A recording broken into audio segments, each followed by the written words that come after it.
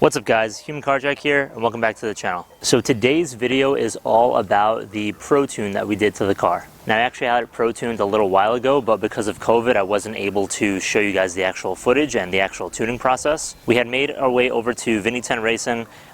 They basically tuned it and everything. I'm going to show you guys the dyno chart in just a second, but let's talk about what's been happening with the channel and with the car. So in the previous video you guys saw that I installed the Perrin headers. It didn't make too much of a difference as far as the sound, but after the Pro Tune it sounded really raspy with my straight piped muffler. So I went ahead and threw back on the Invidia N1, the single exit one, and it's definitely a lot more daily livable. So after I had dropped the car off at Invidia N, Steve basically took care of everything. He's my tuner. You guys could check him out. I'll put his Instagram on screen right now. So if you guys need any tuning for your Subarus or Nissans, go ahead and hit them up. So way back a few months ago, we had ordered a torque converter, a stock one for the FXT, and we basically sent it up to a shop, and they had basically reinforced the internals, like forged it, if you will. I don't know what the exact process is, but they basically made it a little bit stronger so it could hold a little bit more torque. Now we all know that this car's Achilles heel is the CVT transmission, and not too many people have really gone in depth on exploring what component exactly is the limiting factor of the CVT. A lot of people have speculated that it is the torque converter. Some companies in the past have kind of claimed that, and they have seen results basically where they'll put on a built torque converter and then they'll relocate the CVT cooler to where the intercooler is. So with that said, they basically put the CVT cooler in place of the intercooler, and then the intercooler becomes a front mount. So that way you can get a little bit more power and a little bit more torque out of it. So the companies that tried that have seen some results, but then there was a lot of shady business behind it. We don't know if this was sustainable, reliable power. I think a lot of people had blown their transmissions and their engines and things like that.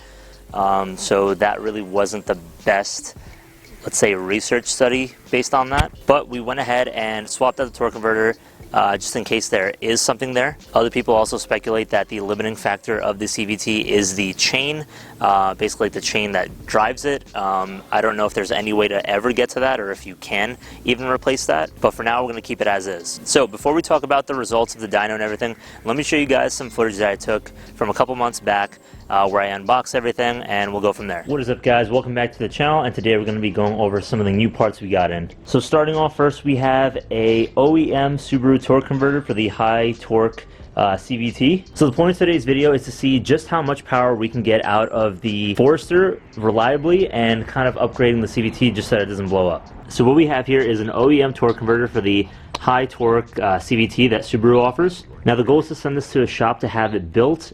Some torque converters I know can be built and some can't. What I'm going to do is basically ship this into the company. They're going to let me know if it can indeed be upgraded, and they have two different ways of upgrading it. One is through a single disc upgrade and another one is through a multi-disc upgrade, all depending on what this OEM piece has. I really don't know what this stuff means. I guess it's like the different types of discs that are available in here that kind of make the CVT work. So without getting too technical, because I don't know what I'm talking about, that's basically what the company told me. So this is going to be shipped to them, and we're going to see what they can do to have it hold a little bit more power. Now it's not to say that this is the main reason why our stock CVT can't handle enough power. It could be for other reasons as well. I've mentioned it in a previous video, but it's worth it to kind of take a shot and see if upgrading this will hold a little bit more torque. So I guess I'm kind of being a guinea pig here and spending the money to kind of see if this upgrade will kind of allow our CVTs to be pushed a little bit further reliably, again with the CVT cooler, just so that you know, we can just make more power. So that's going to be a major breakthrough. I know that some companies in the past have done this and they have offered these types of services, a lot of which I haven't really heard too good reviews about, but the company that I'm going to be sending into has been very reputable, so we'll see what kind of job they can do, and then we're going to basically bring this over to my tuner. They're going to have it installed.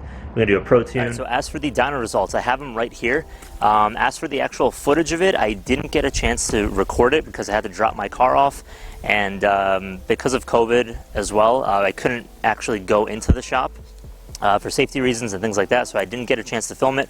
So I'm going to insert a clip here where I did my first dyno tune at VTR.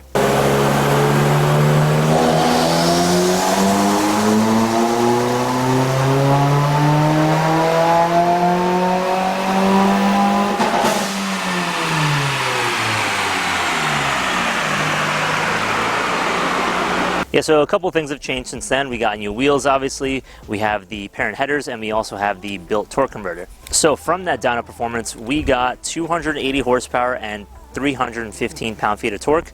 So we dropped 2 horsepower, but we gained 16 torque. Now, there could be a couple of reasons for this. A couple of things that have changed since that first tune. One was my bypass valve, so I no longer have a bypass valve that basically holds more boost. I have a hybrid bypass valve or blow-off valve. So at a certain RPM, the wastegate or the little valve opens and it lets out a little bit of air. So it's not fully recirculating, so some of it is atmospheric. So maybe that could be it. Another thing too, in order to get the charge pipe to fit a little bit better, pretty dumb, but I mean it worked. I went ahead and used a hammer and I kind of hammered it in because right over here on the front where the fans are, it was kind of making contact with that. So I flattened it a little bit. That's a little bit more how the OEM charge pipe is, but I flattened it very, very little. But you know, who knows? Even that could amount to a little bit less horsepower. Third and final reason that I think is like a possibility for losing 2 horsepower. It's not a big deal, but I know that some people want to know. Could be the humidity, the conditions too. Was a lot hotter when I went this time around than when I went the first time. I think the first time I went in like, I don't know, like September or October or something, and this time was in June. So yeah, definitely a difference in temperature there. And one thing to consider too is that in both dyno tunes we kept the boost at the same exact level. So right now, according to the chart, it says 22.51. So boost hasn't changed. We picked up a little bit of torque. I'm pretty happy with that. Those of you who are considering doing this mod, I'd say the biggest thing that you'll notice, I remember when I was driving it off the lot, the car felt like it was like broken. So what I mean is, even when I started it up, as I'm driving, there was a lot of like what I thought was rattling. And especially at higher RPMs, the exhaust too was a lot louder because of the headers. But if we're just going to talk about the torque converter, basically at first it would wobble more because there's more weight to it. They added more weight, and I guess the stock transmission housing is not used to that. I don't think it'll cause problems in the future. I could be wrong, but hopefully not. But ever since when I first picked it up, it's been about a month or two now, there's been no issues with it. So I've actually been beating on the car a little bit more. It's been handling the torque and the power differences just fine, so no issues there. I think maybe it needed a second to adjust to the new CVT fluids and like bring it up to temperature and things like that, so actually get it flowing through the transmission itself. One cool thing though is that it's almost as if like I get more of like a boxer rumble because of it, because it's like a little bit more rattly. But you get used to it, and it's actually not that bad. I know a lot of people that they do torque converter upgrades in their like trucks and stuff. The stall is set to a certain RPM, and they definitely feel a difference. It feels a lot more uncomfortable, let's say. The one thing about mine that I don't really know what the stall speed was set to, because it's all based on what the OEM internals of the torque converter are like. So I know that it's basically anywhere between 2300 and 2600, I believe, somewhere there. When I'm driving around like the town and stuff, and just like city driving, it's not noticeable. It's not really uncomfortable or anything. It used to be noticeable when I'd get really high up in the RPMs, like when I was doing a pull, but that has also evened out as well. So it's relatively smooth. Like, you just have to get used to it and let the car get used to it, and you're good to go. So would I say that this mod is worth the money? Well, let's consider this. The OEM torque converter cost about $550 to $600 with shipping and everything and taxes and all that. To have it built, it cost about, I think it was around the same, I want to say about $500. So let's say around $1,000 to actually order a torque converter and have it built, and then to have it installed at Vinny 10 was another couple $100. I don't remember exactly how much, together with a Pro Tune and everything.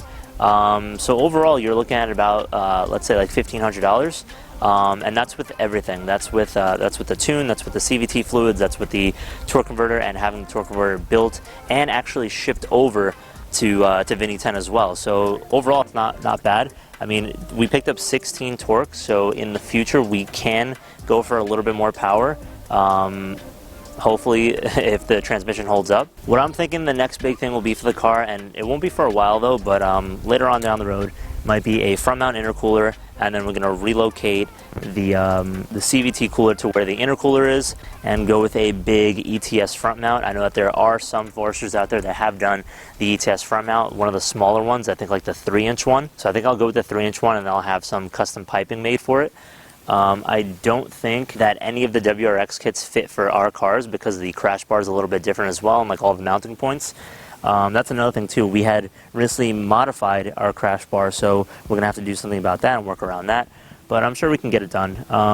But again, not anytime soon, but future plans. So yeah guys, that basically covers all the new modifications that we made to the CVT, the headers, the tune, all that kind of stuff. Car's running really healthy, zero issues. I've been doing rallies and beating on this car, and it's especially hot today and this past month in New York, so no issues there.